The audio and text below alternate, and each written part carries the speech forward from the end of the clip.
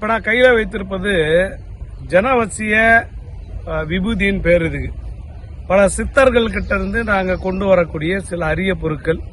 இதுக்கு ஒரு மந்திர கட்டு சொல்லிட்டு 3 பட்டை போடணும். தண்ணி அடிக்கிற குரூப்பா இருந்தா 3 பட்டை போடலாம், இல்ல குடிக்கிற தண்ணியில லைட்டா கலந்து கொடுக்கலாம், இல்ல குளிக்கிற தண்ணியில லைட்டா கொஞ்சம் தூக்கி போடலாம். அவங்க ஓம் நமச்சிவாயான்னு சொல்லி போட்டீங்கன்னாலும் அந்த மக்களுக்கு யோகம் வருவதற்கு வாய்ப்பு உண்டு. இதுக்கு பேரே சித்தர் விபூதி அப்படின்னு இதுக்கு பேர். பல ஜீவ சமாதிகள்ல போய் கொண்டு வரப்பட்ட விபூதி. இப்போ எல்லாமே நான்லாம் டம்மி தான், நான் கொடுக்கிற பொருள் தான் பேசப்படும். அப்படியாப்பட்ட சித்தர் விபூதி உங்க வாழ்க்கையில பல திருப்பங்களை ஏற்படுத்தும்.